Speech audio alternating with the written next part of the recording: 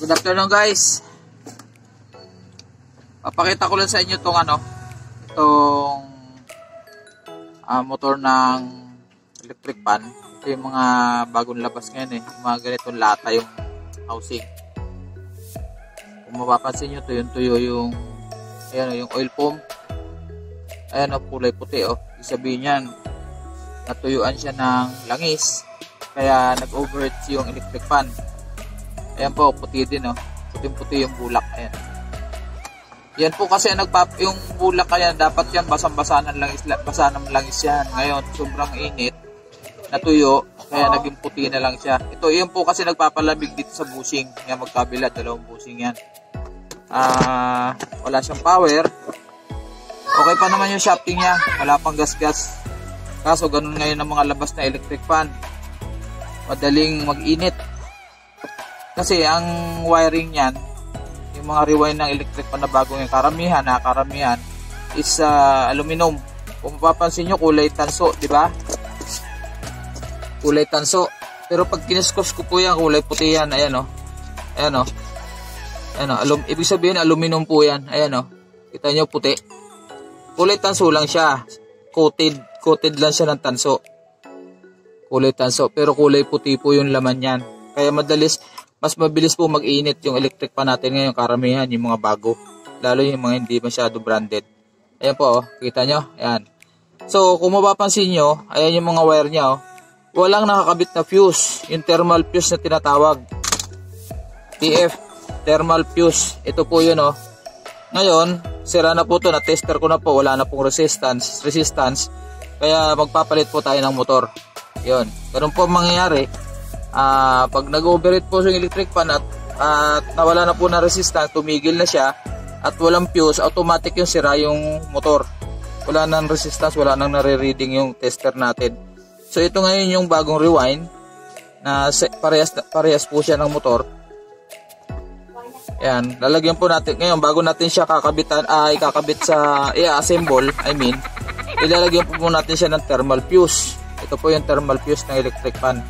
Dalawang klase po yun, isang kwadrado, isang ganitong klase. Pares lang po yun. Kung alam po ang gusto nyo ikabit. Importante po kasi ito, dahil kung nag-overheat man si motor is, ito ang bibigay yung thermal fuse. Kaya thermal po tawag sa kanya, siya nagde-detect ng overheating. Meron po siyang certain na temperature para bumigay siya, mag-cut yung kuryente. Yan, ganun po yan. Karamento, 133. Malabo na mata ko. Ayan, mabasa ba? 130. So, lalagyan natin ito. Kukunin natin yung pinakang line 1 ito. Pag rewind na po, putulin ko na nga to. Kasi papalitan na natin. Putulin natin to.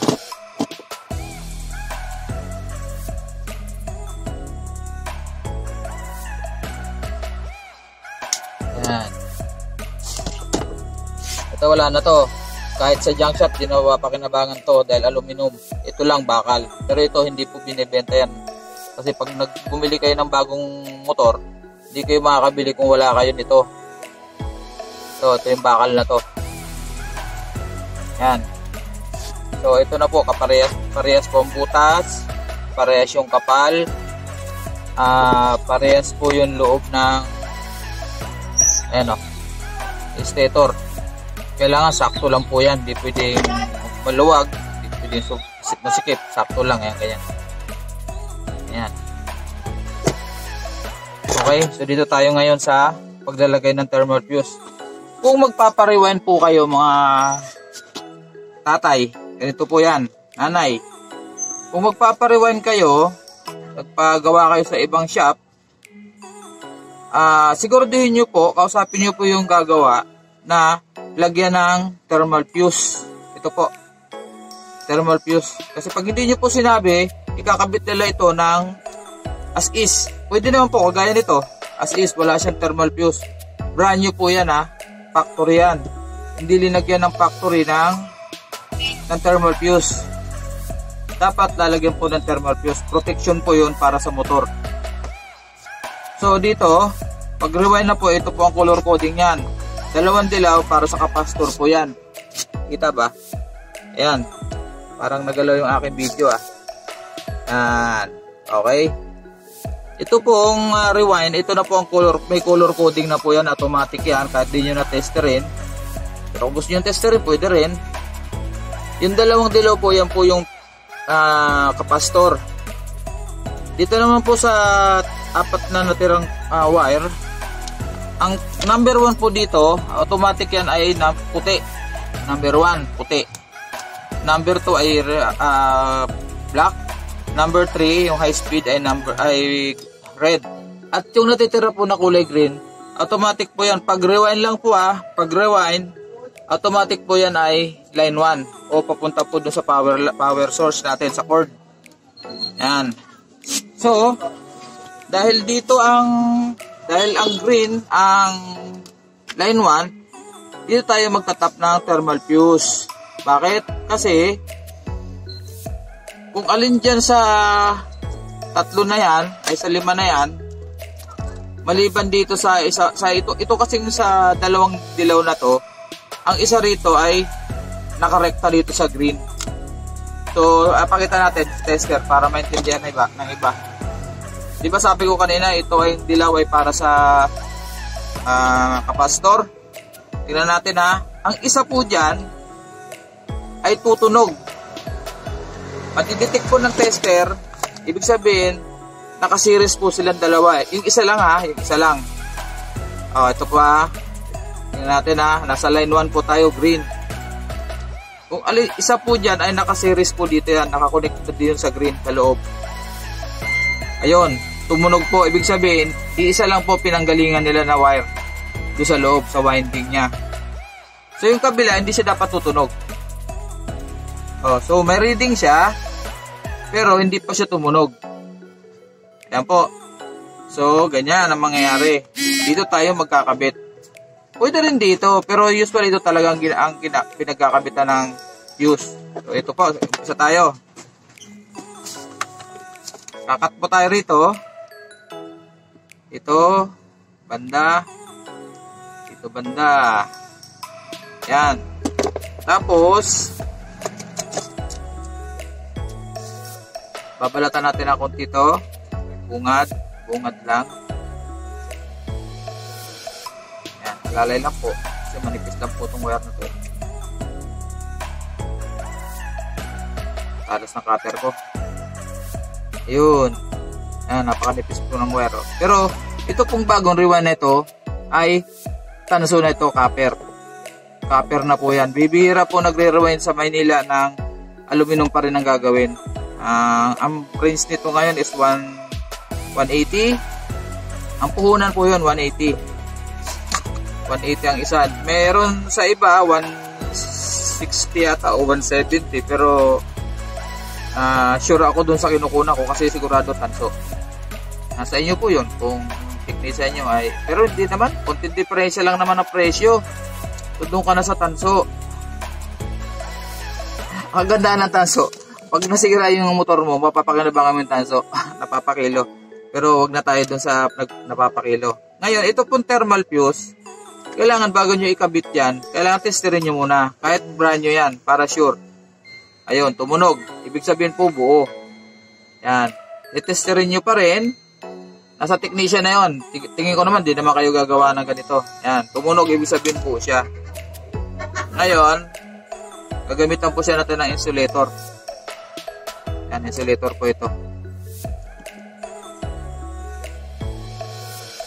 Insulator. Importante po ito, insulator. Ito. Natin dyan. Kita ba? Ayan, kita po. Ganyan. Tapos, igakuha tayo ng insulator na huwag muna para hindi umaba yung video. Ayun, ito po, insulator. Mica tube po tawag dito. Ang term na ginagamit dito ay mica tube. Tama ba ako? Ayan, ganyan. Ngayon, mahaba. Siyempre, bawasan natin.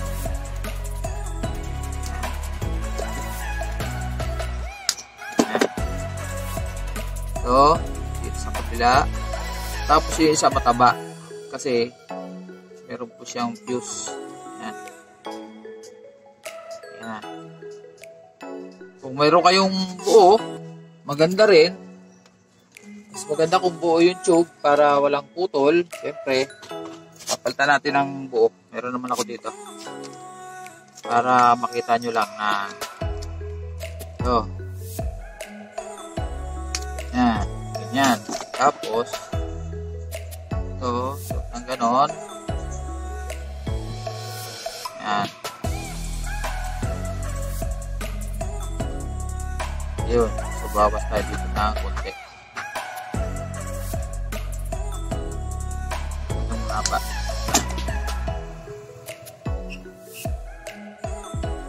Yun. Ganun po ang pag-ano yan. Pag nagbukas kayo ng motor na may fuse, karamihan ganyan po naman yan. Yan. Ganyan siya. Ganyan. Tapos, ito po, inutol ko, diba? Binalatan ko. Yan. Mga daddy, sakaling gusto nyo subukang magpalit, maglagay ng fuse, ganito lang po diskarte. Ito naman sa akin ay para sa customer. Kahit hindi request ni customer na lagyan ng fuse, dinalagyan ko po. Kasi, halimbawa, bumili sa akin ng motor. Kaya ang motor ko medyo 250 ang bigay ko sa customer. Kasi, linalagyan ko po ng thermal fuse. Yung iba po, hindi naman sa pag-ano, pero karamihan kasi, yung iba walang tiwala sa thermal fuse. Kahit di na raw lagyan, sabi ko hindi. Sa akin mas lamang siyempre yung may thermal fuse.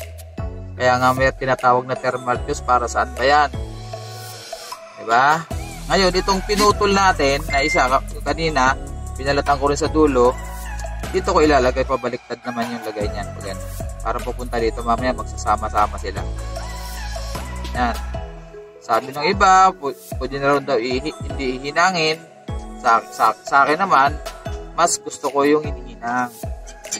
Kaya ayaw nila hinangin para pag pumutok ulit ang fuse, madali magpalit. Tama rin naman sila. Pero sa akin, dahil trabaho natin yan, mas madali lang yan kung gusto nyo palitan. Ngayon, ang paghinang po ganito, may technique to. Palibasa thermal fuse, dinidetect niya yung init. Kailangan, pag naghinang kayo, hanggat mare, mabilisan. Maganda yung dulo ng tip ng panghinang nyo. Kailangan, pag dinikit niyan, tunaw agad. Ayun, tunaw agad. Ayan, okay na yan. Kapit na. Ayan. Yun, isang lagay lang. Bakit? Kasi thermal fuse po yan. Pag nasobrahan sa init, ito, puputok siya. Hindi mo pa na ikakabit, putok na yung fuse. So, para ma-sure natin kung buo yung fuse, ay bago natin, ano yun yan, testerin. Ayun, tumunog po. Ayun. So, ibig sabihin, okay yung pagkakahinang mo, at saka buo pa rin yung fuse. Yan, putulin natin yung sumobra. Pagkatapos, siyempre, at ito itong thermal fuse, kailangan, pag idinikit nyo, ay pag itinali nyo dyan, nakadikit dapat sa winding. Bakit ulit? Kasi, pag hindi mo dinikit sa winding yan, hindi niya rin matiditik yung init. Tama? Ngayon, babalutan natin ulit siya ng insulator. Insulator na tawag ko. Pero ang tawag dyan talaga kasi hirapan pa kayo Babalutin natin ulit ito. Para hindi siya magdikit. Kasi may hinang siya, diba? Ayan. Pag nagbukas naman kayo, makikita nyo may ganyan siya. Ayan. Sikip pa. Uy. Sikip. Sa kabila. Ayan. At siguraduhin natin na nakalapat yung thermal fuse sa winding. Kasi pag nag-init ang motor, ang nag-iinit siyempre yung wire. para ma-detect. Pag sumobra sa temperature, hindi masusunog yung motor, yung winding, kundi yung fuse bibigay uli. Natural lang po yun. Pag bumigay siya, ibig sabihin nag-overheat siya. Kaysa naman masunog yung motor natin. Di ba? Ay di mas maganda yung may thermal fuse kaysa wala. Yung mga nagsasabi ng okay lang kahit walang thermal fuse, eh nasa inyo po yun. Basta ako, kailangan ko ng thermal fuse. Yan. Tatalian po natin ng strap. Tatalian natin ng strap.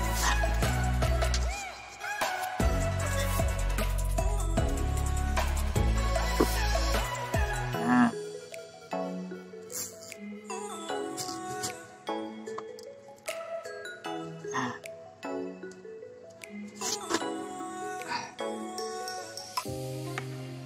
Okay. Isang tips pala, pag magtatali kayo na strap, kung papansin nyo, sinisilip ko muna maigi bago ko isuot to. Kasi, kita nyo yan, yung wire na to. Pag yan eh, magsadong mahigpit at dito natapat yung strap to, pag hinila nyo, posibleng maputol. So, sinilip ko muna maigi kanina, kung walang nakalaylay na wire. Yan na po siya. Tapos, talaga din sa ayun may nakalaylay na wire. Pag nagmamadali tayo baka madisgrasya yan, bagong motor, ito lang wire, palit ka na naman, kalay lang.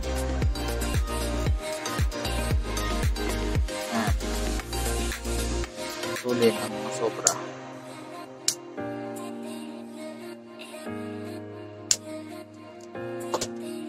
O ngayon, testerin na lang natin. Kanina, diba sabi ko sa inyo kanina, itong dilaw, kapastor, itong green ay line 1. Yung 1 is white. Ang black ay 2, number 3 ay red. So, ang pag-tester niyan, ito, dito gumamit ako ng digital. Kunin natin yung 1, ay line 1.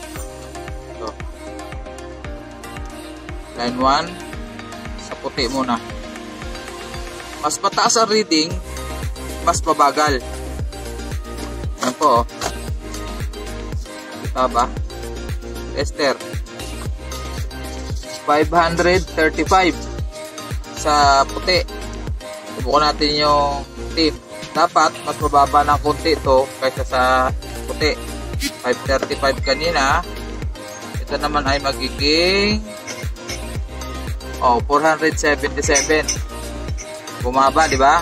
Mataas yung puti, sumunod bumaba yung itim. 477. Siyempre yung red mas mababa. 420. Ayan po guys, oh. So, sabi ko kanina, mas mataas ang reading, mas mabagal. Mas mababa ang reading, mas mabilis. Ayan po pagkakasunod. Nakapastor po natin. Tingnan natin uli. Line 1. Ayun, ibig sabihin nito, magka-series yan dalawang to. Pero ito, may reading pero hindi tutunog. Pag tinester mo yung dalawa, may reading pa rin.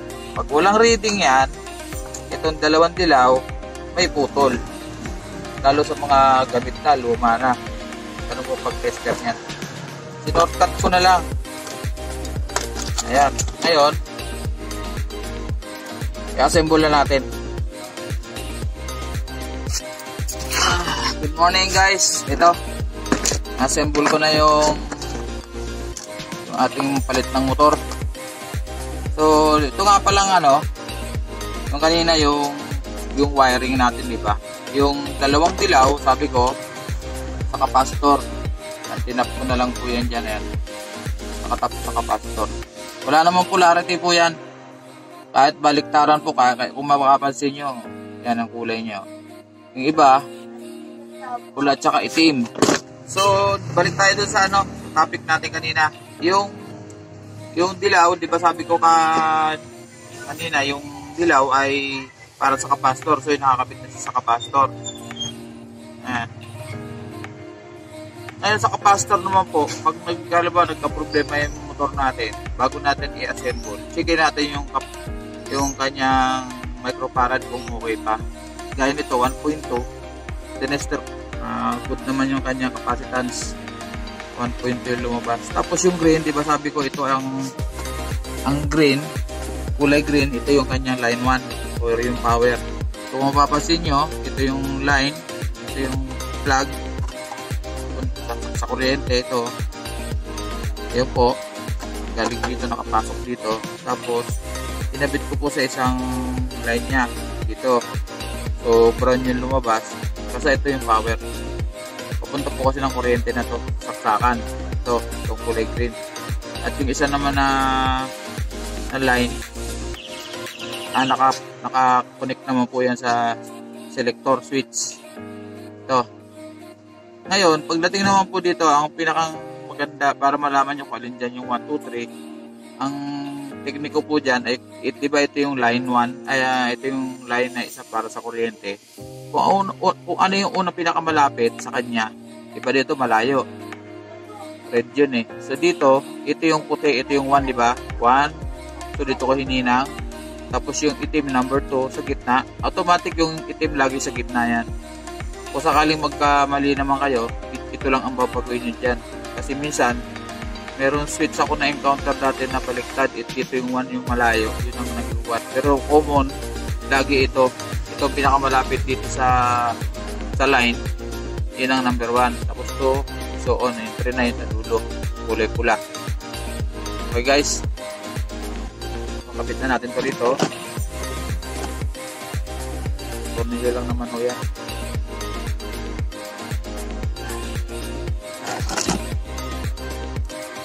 So yung kanina, bago ko in-assemble, di ko na pinakita dahil ba yung video natin. So di ba yung oil pump niya kulay puti na, ibig sabihin natuyuan siya ng langis magkabila. Siyempre, linagyan natin ng langis yung oil pump. Kanina, yun dito, yung sa bushing. Yan, tapos ganyan na siya. Pwede rin baliktad, pero okay na yung ganyan. Yan. Atak pa naman yan. Yan. Yan na siya. Tapos, pag nag-align kayo nito, yung pagkabit nga pala ng motor dito yung winding, diba? Dito yung nakalagay yung mga wire. Dito lagi sa likod yun. Pwede rin kasi may ikabit niya paharap doon. So, kakasya naman kahit naharap yan. Kaso lang, baliktad po ang ikot ng ventilador natin. Kailangan kung saan yung winding, doon nakakabit yung, hindi ko na ipaliwanag kanina. So ito yung mga wire nya, diba? Dito. Imagine natin andito yung mga wire sa likod, yung mga mga wire na yan dito. So dito yung nakaharap, dito sa gearbox, dito nakaharap yan. Yan. Kasi pag doon nakaharap yun yung wire, kasya naman yung wire, mahaba naman yan, kaso lang baliktad yung ikot na electric pa natin. So ayan na, pagkatapos pag na-align nyo na yan, nahigpitan nyo na, kailangan tama-tama lang, kailangan may play na ganun, hindi pwede sarado yan na walang ganyan. Hindi nyo dapat nahihila na konti yan. Tapos kailangan free yan. Ngayon sa unang paghigpit yan, medyo maganit yan eh. Ang technique po dyan para lumuwag siya ng ganun, freewheeling siya, kunting yan, pinupupok na konti, ginaganon na konti para mag freewheeling siya. Yan po ang tamang pag-align yan, hindi pwedeng maganit. Kaya minsan dito lalay lang na pupok para gumaan yung ikot. Yan o. Pero karamihan dito lang tinutuktok na konti yan, mag-a-align na po ng kusa yan. Yan, okay. So sasaksak muna natin bago natin lagyan ng cover. Sasaksak muna natin, try natin kung okay siya. Yan. So ito po yung number 1. Naka number 1 po siya. Yan. Testing. Ayun. Umikot po.